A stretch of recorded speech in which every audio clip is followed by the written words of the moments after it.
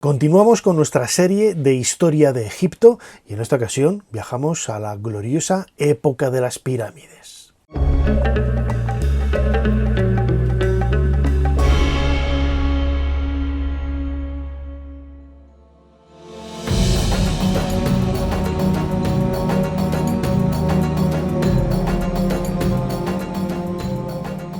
Es uno de los momentos más conocidos de la historia de Egipto, hablar de sus monumentos, de hablar de esas grandes construcciones que hay, por ejemplo, en la meseta de Giza, automáticamente nos hace viajar en el tiempo casi 5.000 años atrás. Pero ¿cuál es el origen de esa etapa tan gloriosa, como digo, del mundo de los faraones? Bueno, en el capítulo anterior hablábamos de ese cuarto milenio, sobre todo con la época de Nagada y esa dinastía Cero, en la época de Nagada III, que acababa hacia el año 3100, grosso modo, antes de nuestra era, con la unificación de Egipto.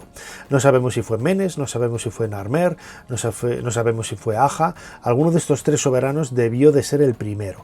Los antiguos egipcios creían que era Menes, así lo vemos en las listas reales, pero bueno, el caso es que las dos primeras dinastías, cuyos enterramientos se encuentran muchos de ellos en la zona de Abidos, en el área conocida como El Kab, la madre de las tinajas, relativamente poca información nos ha dado. Tenemos nombres que podemos cotejar con esas listas reales para saber a quién se está refiriendo esos enterramientos, pero sabemos muy poco de esos soberanos de la primera y de la segunda dinastías. Estamos hacia el año 3000, grosso modo, antes de nuestra era.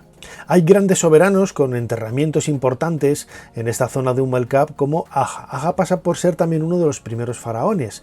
A él seguramente se le debe la fundación o la creación de la ciudad de Menfis, un enclave que seguramente ya tenía un trasfondo cultural o social anterior, pero que con él empezó a reverdecer y a convertirse en lo que en pocos siglos sería una de las ciudades más importantes del mundo antiguo, ¿no? Ese Men-Nefer que decían los antiguos egipcios, esa ciudad del muro blanco, y que sería la nueva capital durante muchos siglos, como digo, en la historia de Egipto. Pues esto se lo debemos sobre todo al faraón Aja. Sabemos que asciende al trono muy joven y que seguramente fue asistido por su madre, la reina Neidhotep, lo que ya nos está hablando de una estructura social muy marcada, ¿no? Muy hecha desde el punto de vista de esa estructura piramidal que a lo largo de las primeras dinastías de la historia de Egipto va a quedar realmente evidenciada, ¿no? Arriba siempre va a estar el faraón, por debajo de él una élite que lo rodea, que le da cobijo, que lo abraza y que lo protege, y por debajo, pues a medida que vamos descendiendo de esa pirámide, encontramos, bueno, pues el grupo sacerdotal, conjuntamente, ¿no?, ligado al grupo nobiliario, también los militares, los artesanos, y en la parte inferior, la zona más ancha de esa base gruesa piramidal, de esa pirámide social, el campesinado, los que realmente sustentan desde el punto de vista económico el país. El último faraón de la segunda dinastía, Hasehemui, ha llegado hasta nosotros por un monumento funerario precisamente encontrado también en Abidos, ¿no?, con esos muros enormes. Fijaos que de muchos de estos faraones de los que vamos a hablar ahora realmente tenemos prácticamente nada, ningún conocimiento de campañas militares. Sabemos que algunos de ellos estuvieron en Nubia, lo que hoy es Sudán, quizás alguna incursión en el Sinaí, como vamos a ver luego con el faraón Keops, algún contacto comercial con la franja sirio-palestina, pero desde luego no hay acontecimientos de renombre, ¿no?, que marquen y que den identidad propia a esta historia, ¿no?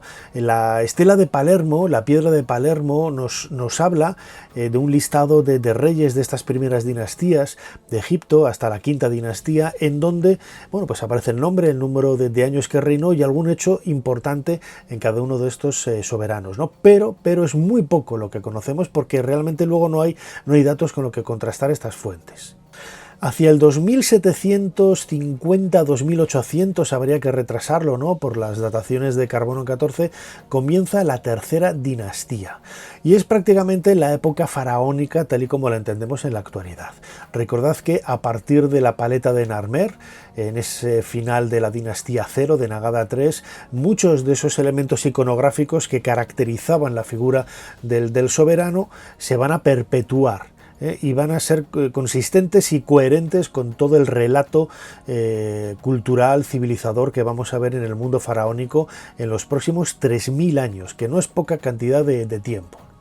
En el reinado del faraón Zoser quizás lo más conocido es ese recinto funerario, la primera construcción en piedra que ha llegado hasta nosotros, esa pirámide escalonada vinculada al jefe de los constructores y al gran sacerdote del dios Ptah, que era Imhotep, un individuo, una persona que luego será divinizada a lo largo de, sobre todo, del primer milenio antes de nuestra era, casi 2000 años después de haber pasado por la historia de Egipto.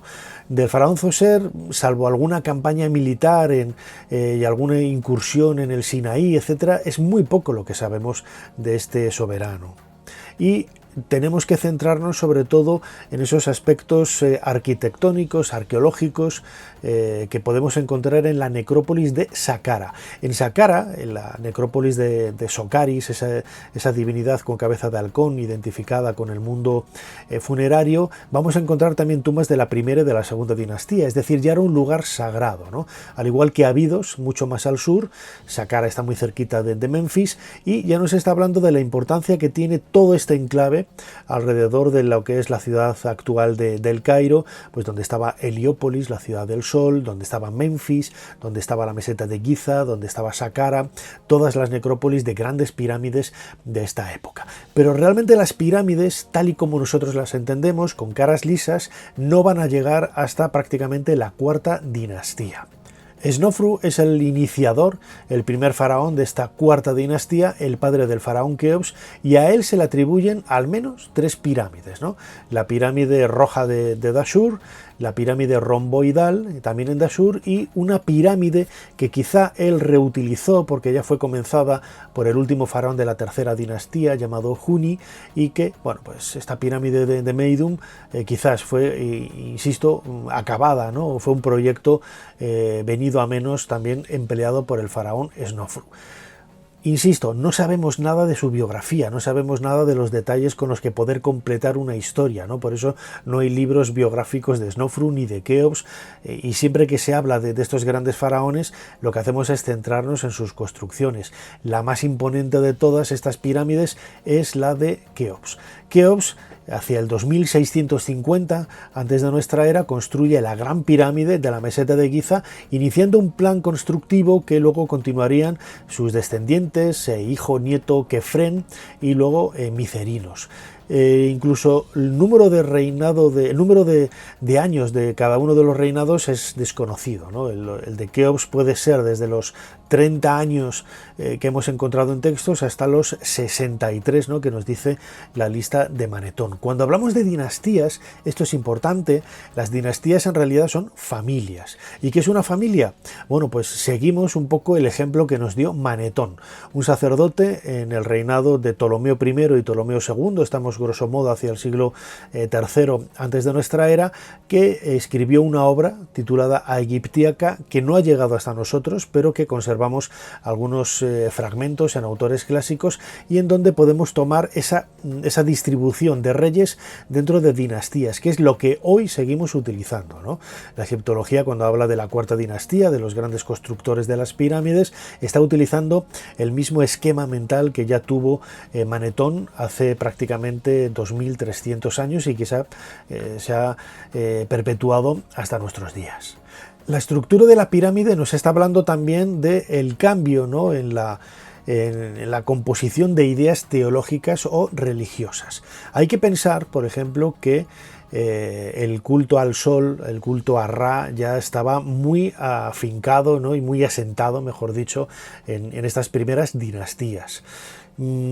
Otras divinidades como Isis y Osiris no son mencionadas, no son puestas por escrito hasta tiempo después, cuando aparecen los textos de las pirámides a finales de la quinta dinastía, con el faraón Unas.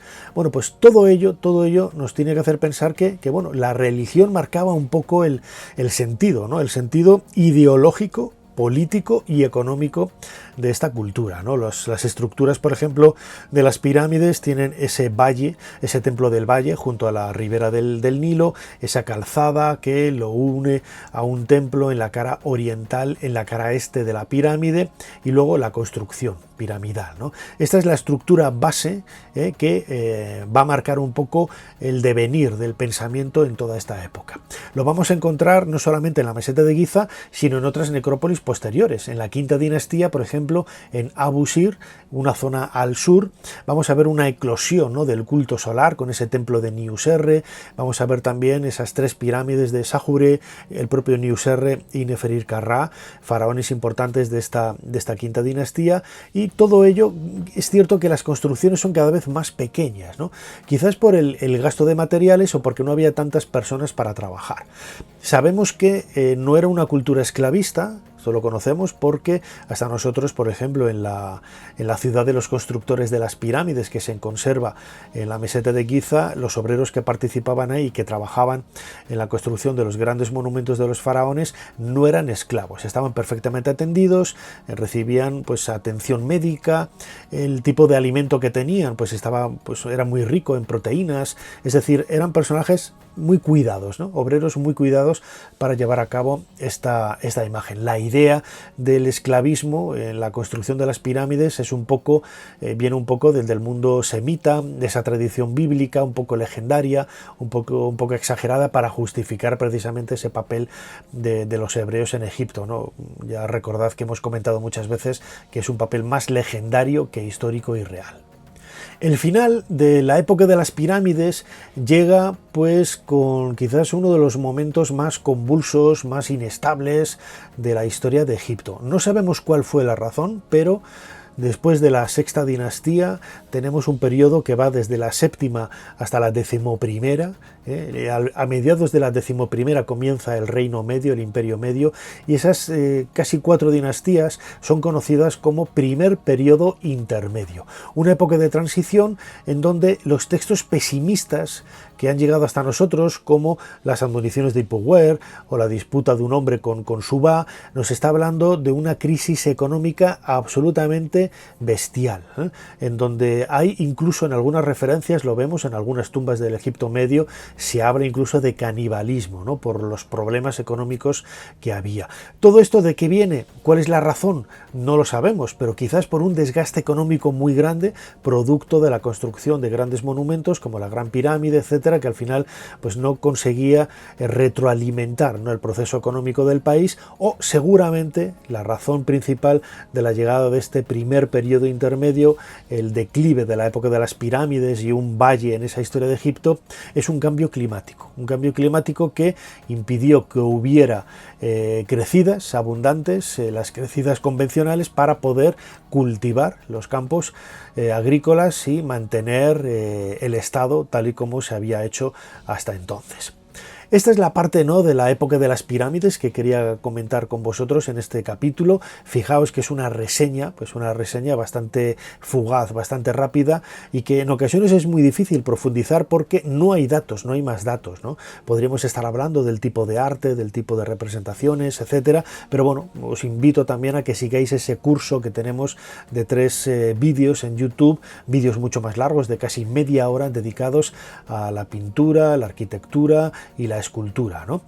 Hasta aquí, insisto, este nuevo vídeo de Dentro de la Pirámide. Espero que hayáis disfrutado de él. Suscribíos al canal si no lo habéis hecho ya, compartidlo en las redes sociales y nos seguimos viendo aquí dentro de poco, Dentro de la Pirámide. Hasta pronto.